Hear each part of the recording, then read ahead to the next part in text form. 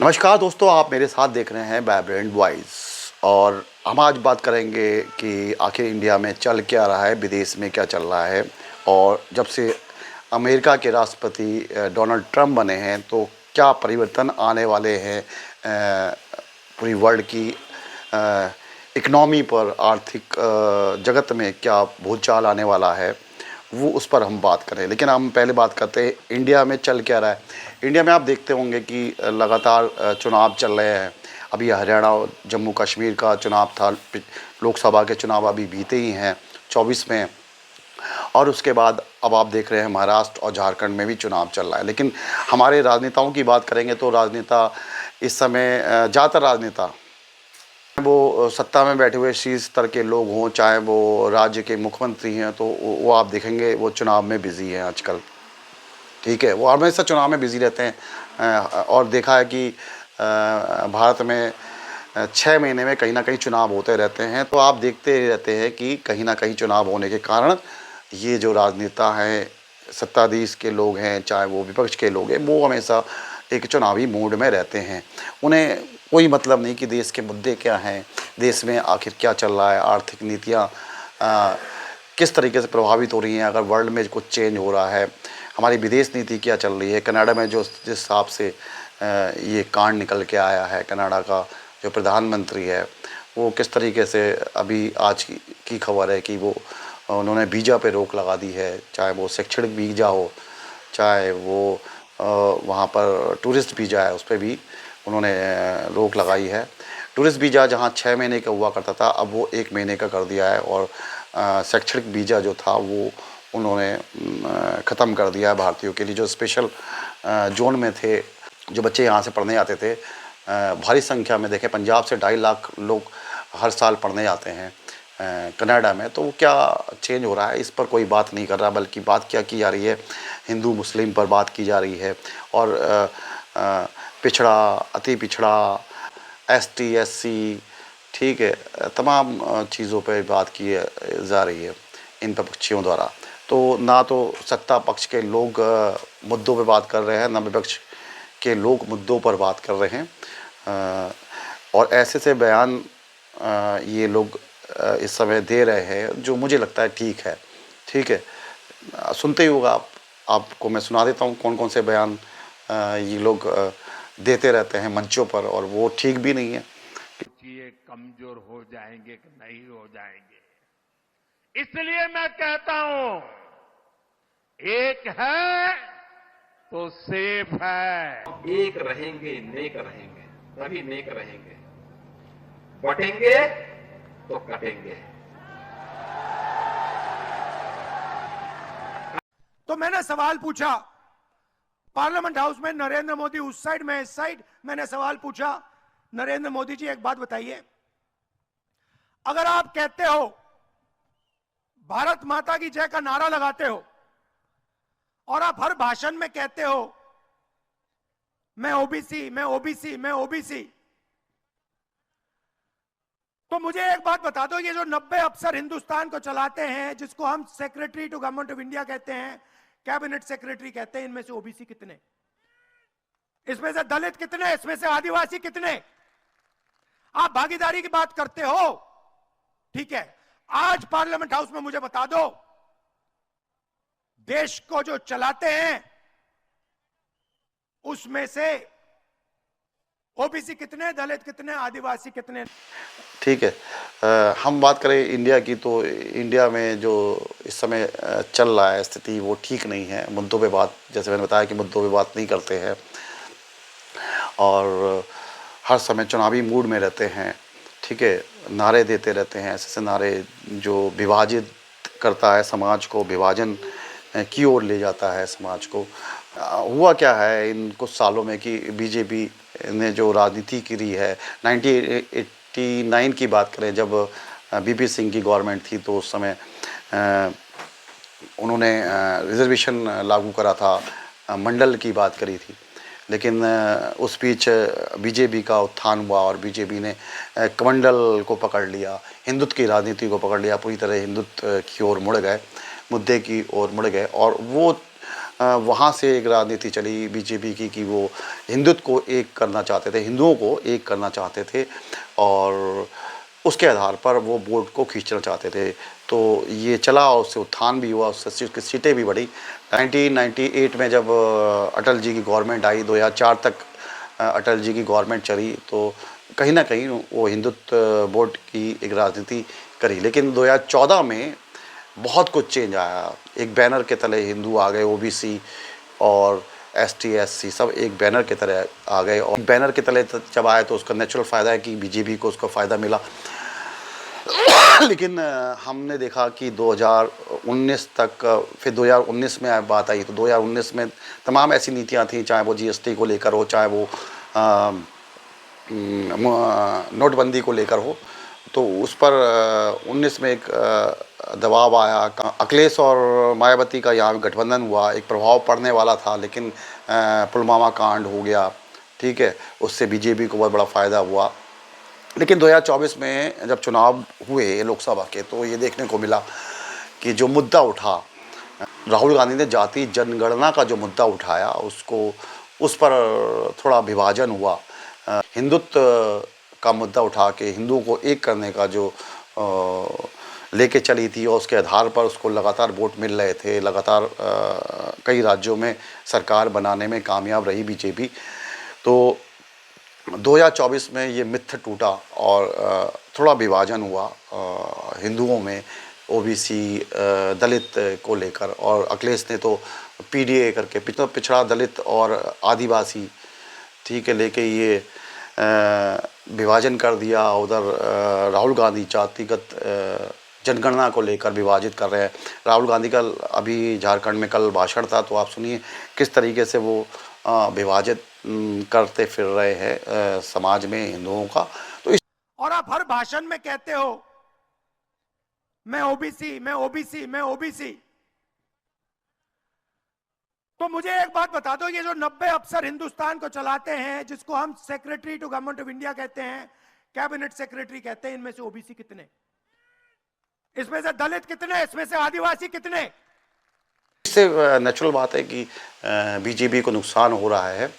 और इसका लोकसभा में आप रिज़ल्ट देखते ही होंगे, क्या रिज़ल्ट मिला। संविधान परिवर्तन की बात करने का आरोप लगाया विपक्षियों ने सत्ता पर।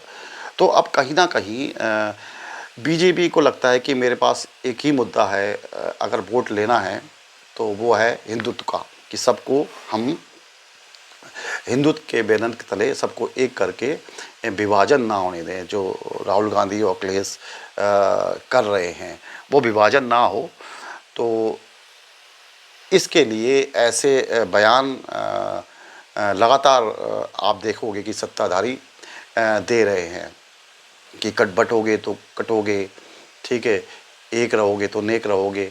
तो ऐसे लगातार प्रधानमंत्री की बात करें या योगी जी की बात करें, तो वो लगातार ऐसे बयान अब भाषण में दे रहे हैं।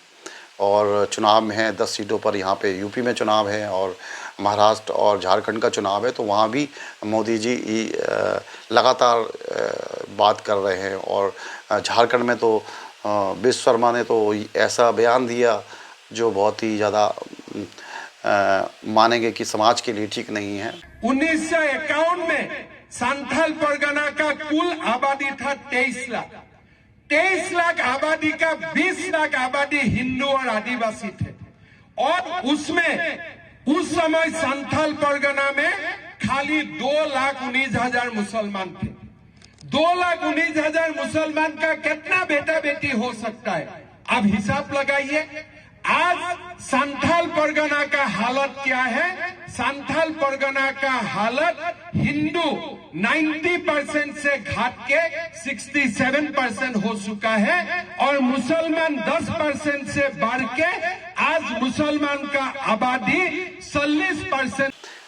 या लोकतंत्र के लिए सूट नहीं बैठता। और आरोप लग रहे हैं कि चुनाव आयोग भी ऐसे बयान जो कट्टरता से भरे हुए हैं उस पर कोई एक्शन नहीं ले रही है। राजीव कुमार जो है वो लगातार इसको निगलेक्ट कर रहे हैं और शेर व शायरी में अपनी बात करके बात ख़त्म कर देते हैं। पीएम पे फिर मैं रात सोच रहा था ये प्रश्न तो आएगा जरूर, तो फिर रात को मैंने कुछ लिखा अपने हाथ से, वो फिर आपको सुनाता हूँ। अधूरी हसरतों का इल्जाम, अधूरी हसरतों का इल्जाम हर बार हम पर लगाना ठीक नहीं। ये ईवीएम कह रही है, मैं नहीं कह रहा हूं। अधूरी हसरतों का इल्जाम हर बार हम पे लगाना ठीक नहीं, वफा खुद से नहीं होती, खता ईवीएम की कहते हो। ये आरोप लग रहे हैं राजीव कुमार पे भी, वो एक्शन नहीं रहे हैं, लोकतंत्र की नींव कमज़ोर हो रही है, ये बात लगातार चल रही है। लेकिन हम बात यहाँ करेंगे कि यहाँ के नेता जो है, वो चाहे वो सत्ता में हो चाहे विपक्ष में, वो बात नहीं करते मुद्दों को लेकर। जो मेन मुद्दे हैं कि देश में क्या चल रहा है, बेरोजगारी किस स्तर पे फैली हुई, महंगाई दर लगातार बढ़ रही है, और वर्ल्ड में जो चेंज हो रहा है, मेन बात करेंगे वर्ल्ड में चेंज हो रहा है। अभी आप देखो कि वर्ल्ड में क्या क्या चेंज हो रहा है। जब से ट्रम्प राष्ट्रपति बन रहे हैं, तो ट्रम्प ने कहा है कि ट्रम्प ने जो जिन मुद्दों पर वो जीते हैं कि हम टैक्स कम करेंगे और आयात शुल्क बढ़ाएंगे, बाहर की जो चीज़ें आती हैं अमेरिका में आयात होती हैं उस पर शुल्क बढ़ाएंगे। साथ में कहा है कि हम गैर नागरिक हैं अमेरिका के जो हैं उनको बाहर करने की बात हो रही है। मैक्सिको सिटी की जो दीवार है उसको बड़ा करने, उसको सिक्योर करने की बात की जा रही है, क्योंकि यहाँ से इंडिया से भी लाखों की संख्या में लोग जा रहे हैं। एक स्टेट की बात होती है कि गुजरात के सबसे ज़्यादा लोग वहाँ पर डंकी द्वारा जाते हैं, कि इल्लीगल तरीके से अमेरिका में बसने की कोशिश कर रहे हैं। तो ये तमाम चीज़ों पर रोक लगाने की ट्रम्प ने बात करी है। ट्रम्प ने एक और बात की है कि वहाँ पर इनकम टैक्स ज़ीरो करने वाले हैं वो, और गुरुवार को फेड ने रेट कट कराया है वहाँ पर। तो अब इसको अगर हम देखें तो क्या असर पड़ने वाला है, और चाइना के माल पर उन्होंने 60% तक ड्यूटी लगाने की इच्छा जाहिर करी है। इससे क्या होगा, डॉलर मजबूत होगा वहाँ पर, और जो विदेश में फंड गया है, चाहे वो भारत में गया हो चाइना में गया हो, तो वापस वो अमेरिका की ओर लौटेगा। एफआई यहाँ से पैसा निकालेंगे, अमेरिका की में ले जाएंगे। तो अभी 20 से 25 लाख करोड़ का इन्वेस्टमेंट इंडियन मार्केट में है एफआई का, तो वहाँ पर प्रभाव पड़ेगा। वो पैसा जब निकलेगा तो डॉलर रेट खुद बढ़ सकता है। 83 रुपये 70 पैसे था अभी कुछ दिन पहले, जब से ट्रम्प आया उसके बाद आप देखो 84 रुपये 50 तक का टच उन्होंने डॉलर ने बना लिया। तो इससे इंडिया पर बहुत ज़्यादा इफेक्ट पड़ने वाला है। जब यहाँ से पैसा निकलेगा और अन्य मार्केट में जाएगा। जब चाइना की बात करें तो चाइना में अभी मंदी है, तो वहाँ पर लगातार शेयर मार्केट गिर रहा है, और उतना ग्रोथ नहीं हुआ जितना इंडिया शेयर मार्केट में ग्रोथ हुई है। इंडिया शेयर मार्केट की बात करें तो वैल्यूशन के हिसाब से ओवर वैल्यूड है शेयर्स, ठीक है। 10 रुपये का शेयर 100 रुपये का, 50 रुपये का शेयर 500 रुपये का, 400 के शेयर 4-4 हज़ार रुपये पहुँचे हुए हैं। ये देखने को मिल रहा है इंडियन मार्केट में। जो 3 साल के अंदर ग्रोथ हुई है बहुत ज़्यादा हुई है शेयर मार्केट में, बहुत ज़्यादा ओवर वैल्यूड शेयर खड़े हुए हैं। तो वो नेचुरल बात है कि एफआई पैसा यहाँ से निकाल रहे हैं, और पिछले ही महीने उन्होंने 1,14,000 करोड़ की सेलिंग करी है इंडियन मार्केट से। और इस 9 दिन के अंदर, नवंबर के 9 दिन के अंदर उन्होंने 14,000 करोड़ का माल बेच चुके हैं। ये हाल है। तो अगर हम चाइना की बात करें, चाइना में स्टिमुलस पैकेज आ रहा है, वहाँ पर गवर्नमेंट देने वाली है, रेट कट रहा है। जापान ने भी रेट कट करने की बात चली है। जापान में बैंक ऑफ जापान ने रेट कट की बात करी है। इंग्लैंड ने भी रेट कट कर दिया है, लेकिन इंडिया में रेट कट अभी तक नहीं हुआ है। 20 के बाद अभी तक आरबीआई ने कोई रेट कट नहीं करा है। तो यहाँ लोन भी महंगा है, 6.5 इंटरेस्ट रेट पर हम लोन दे रहे हैं। तो अगर इंडिया में डॉलर मजबूत होता है, और नेचुरल बात है डॉलर मजबूत है, क्योंकि हमारा जो इकनॉमी है वो करीब 3.6 ट्रिलियन की है, यानी 3600 बिलियन की इकनॉमी है, जिसमें 1900 करोड़ सिर्फ इम्पोर्ट में ही हम लोग खर्च कर देते हैं। तो डॉलर बढ़ेगा, डॉलर की कीमत बढ़ेगी, तो नेचुरल बात है कि सब कुछ महंगा होगा। यहाँ पर पेट्रोल हम इंपोर्ट करती हैं, ठीक है, 90% पेट्रोल हम इंपोर्ट करते हैं बाहर से। हमारा जो इंडिया बनता ही क्या है आप देखोगे तो सभी चीज़ तो हम असेंबल कर रहे हैं, चाहे वो कंप्यूटर हो, मोबाइल हो, इलेक्ट्रॉनिक आइटम्स हो, कार की चीज़ें हों, उसके अंदर चिप लगती है वो ऐड करते हैं। तो चाइना से कितना माल आप देखो आता है। तो चाइना में जब स्टिमुलस पैकेज आएगा, वहाँ पर इंटरेस्ट रेट कम होगा, तो नेचुरल बात है कि वहाँ पे जो कॉस्ट है वो कम होगी। इनकम टैक्स कम करने की बात करें अमेरिका में, तो कॉस्ट कम होगी, वहाँ पर माल सस्ता होगा, और इंडिया में महंगा होगा, तो इंडिया का माल बाहर नहीं जाएगा। तो नेचुरल बात है, जब एक्सपोर्ट कम होगा और इंपोर्ट ज़्यादा होगा तो राजकोषीय घाटा बढ़ेगा, और इसका इफ़ेक्ट इंडियन इकोनॉमी में पड़ेगा कि अगर ये पैसा निकल गया इंडियन मार्केट से, शेयर मार्केट से, तो निफ्टी बहुत नीचे खड़ा होगा, और इससे इफ़ेक्ट ये हुआ कि चीज़ें, महंगाई बढ़ेगी इंडिया में, लोगों के जेब से जो सेविंग है वो कम होगी, पैसा नहीं होगा लोग पर खर्च करने के लिए, तो कंपनियों पे प्रभाव पड़ेगा, उनके प्रॉफिट पर, बैलेंस शीट पर प्रभाव पड़ेगा। तो ये सब चीज़ें होंगी। ट्रम्प अब आए हैं तो एक एलन मस्क को भी बढ़ावा दे रहे हैं, तो एलन मस्क जब इंडिया में लॉन्च करेंगे अपनी कंपनी, ठीक है, स्पेस एक्स जब इंडिया में लॉन्च करेंगे और दबाव बनाएंगे ट्रम्प की एलन मस्क को लेकर कि इंडिया में भी इनकी सर्विस लागू की जाए, इलेक्ट्रिक कार भी इनका लॉन्चिंग की कराएंगे, वो दबाव तो बनाएंगे ही। तो इसके बाद ये स्थिति पैदा होगी कि एक कंपटीशन मिलेगा जियो को, और यहाँ पर जियो जो इतने लोग को एम्प्लॉयमेंट दे रहा है उस पर प्रभाव पड़ेगा। वो तो उनकी सैटेलाइट से है, पूरा जो इंटरनेट हमें सैटेलाइट के थ्रू मिलेगा, सस्ता दामों में मिलेगा, तो जो काम कर रहे हैं जियो में बहुत सारे लोग, उस पर इफेक्ट पड़ेगा। तो आने वाले जो इकनॉमी है इंडिया की बहुत ज़्यादा प्रभावित रहने वाली है, और शेयर मार्केट में अब जो दबाव पैदा होगा अगले 6 महीने के अंदर वो ज़्यादा होगा, और डॉलर की कीमत जो बढ़ने वाली है उस पर बात करनी चाहिए गवर्नमेंट को। गवर्नमेंट को हमें रेट कट करने की बात करनी चाहिए आरबीआई को, कि रेट कट किया जाए इंडिया में, एक कोई स्टिमुलस पैकेज दिया जाए चार्ने की तरह, ठीक है, जो हमारे लोगों की जेब में पैसा डाल सके, परचेजिंग पावर बढ़ा सके, ठीक है, और कॉस्ट कम कर सके, चीज़ें सस्ती हों, हिंदुस्तान में जो चीज़ें बनती हैं वो सस्ती हों, ताकि हम उसको एक्सपोर्ट कर सकें और पैसा आ सके। अगर ऐसा हो जाए कि अमेरिका में इस समय 7 लाख लोग हैं, 7 से 8 लाख लोग अमेरिका में हैं, अगर ऐसा होता है कि वहाँ से लोग को लौटा दिया जाए, वापस कर दिया जाए, तो पैसा जो आता है अमेरिका से भारी मात्रा में डॉलर जो आते हैं वो नहीं आएंगे, प्लस उनका बोझ हमारे इंडिया पर पड़ेगा, जिससे डॉलर की कीमत अब आप देखोगे बहुत तेज़ी से भागने वाली है अगले 6 महीने के अंदर। तो इन नेताओं को मैं समझाना चाहता हूँ, इन नेताओं से कहना चाहता हूँ, जनता को ये बताना चाहता हूँ कि आप सिर्फ राजनीतिक मूड में हर समय ना रहें, ऐसे बयानबाजी ना करें जिससे जनता में एक भ्रम पैदा हो, और जनता रियल जो चीज़ हो रही है वर्ल्ड में उसको जान ना सके। और हम इस मेन स्ट्रीम मीडिया की बात करते हैं, तो मेन स्ट्रीम मीडिया आप देखती होगी हिंदुस्तान की कैसी है, वो तारीफ़ें वही आप कर रहे हैं, ट्रम्प आया तारीफ़ कर रहे हैं, लेकिन ये बात नहीं कर रहे हैं कि उसके आने से क्या प्रभाव पड़ेगा इंडियन इकनॉमी पर और डॉलर पर क्या प्रभाव पड़ेगा, वो इस बारे में बिल्कुल बात नहीं। वो तो बस नशे में चूर हैं और तारीफ़ के पुल बांध रहे हैं कि मोदी जी के दोस्त आ गए हैं, ट्रम्प अब वो गोदी में बैठाएंगे। ऐसा नहीं होता भाई। मेरा मानना है कि जैसे अमेरिका में है तो अमेरिका ये नहीं सोचता होगा भैया भारत को क्या देना है, भारत को गोदी में बैठा रहे, वो नहीं सोचते ऐसे। वो लेके चलते हैं कि वर्ल्ड को लेके चलते हैं, उनके दिमाग में सिर्फ भारत नहीं है या मोदी नहीं है, उनके दिमाग पे वर्ल्ड है। वो ये चाहते हैं ट्रम्प कि हम अपनी इकनॉमी को कैसे बढ़ाएं, कैसे सेव करें, कैसे संरक्षणवादी नीति अपनाएं ताकि अमेरिकन्स को फ़ायदा हो सके। वो अमेरिकन को फ़ायदा लेने की बात करते हैं, वो इंडियंस को फ़ायदा देने की बात नहीं कर रहे हैं या मोदी को फ़ायदा देने की बात नहीं कर रहे हैं। वो बात करेंगे कि हम अमेरिकन को कैसे फ़ायदा दें और अमेरिकन की इकनॉमी को कैसे फ़ायदा दें, और उनके रास्ते में जो भी आएगा वो उसको नहीं छोड़ेंगे।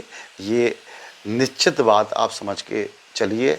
और मेन स्ट्रीम मीडिया को मैं समझाना चाहता हूँ, वो कहना चाहता हूँ कि आप भाई बात करो मुद्दों की, और इन चीज़ों से आप ज़रा दूर हटो और मुद्दों पे बात करो कि आखिर देश में क्यों चल रहा है, देश में महंगाई का मुद्दा क्या है, देश में बेरोजगारी का मुद्दा उठाना चाहिए, देश में जो आने वाले दिनों में जो वर्ल्ड में जो चेंज होने वाला है इकनॉमी को लेकर, क्योंकि वर्ल्ड में अगर देखोगे ना, उनके अखबार देखोगे और उनकी बातें सुनोगे तो वो सिर्फ इकनॉमी को लेकर बात करते हैं, वो धंधे पे बात करते हैं।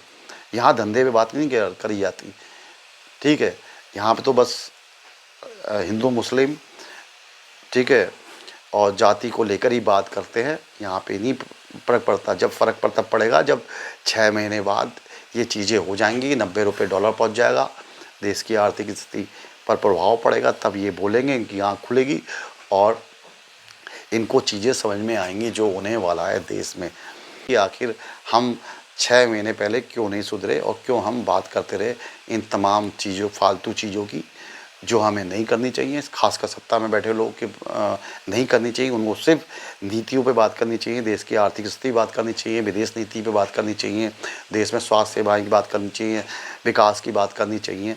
इन हिंदू मुस्लिम और जोड़ोगे तोड़ोगे कटोगे ये बात नहीं करनी चाहिए, ठीक है। एक रहोगे तो नेक रहोगे, ये बात नहीं करनी चाहिए। बड़े से शीर्ष स्तर पर बैठे लोगों को हमें बात करनी चाहिए कि देश में इन्वेस्टमेंट में कैसे आए, देश में राज्य में इन्वेस्टमेंट कैसे आए, देश की तरक्की क्यों करे हो, कैसे लोग जेब में कैसे पैसा आए, लोग कैसे तरक्की करें, लोग की आय कैसे बढ़े, किसानों की आय कैसे बढ़े। तमाम ऐसी चीज़ें हैं जिससे देश चलता। देश रोजी रोटी और रोज़गार से चलता है। देश हिंदू मुस्लिम से नहीं चलता। देख रहे हो कि इंडिया में सत्ताधीश लोग हिंदू मुस्लिम विपक्षी लोग जातिवाद में व्यस्त हैं। देश के जितने भी संत हैं वो कथाओं में व्यस्त हैं और देश की जनता भ्रम में, अंधविश्वास में, अंधभक्ति में व्यस्त है और अन्य देश जो है वो इकोनॉमी को सुधारने में व्यस्त हैं, नई नई प्रौद्योगिकी का विकास करने में व्यस्त है। अगले 40-50 साल में क्या चेंज होने वाला है, एआई पर वो पूरा फोकस कर रहे हैं कि वर्ल्ड आने वाले दिनों में एआई पर काम करेगा।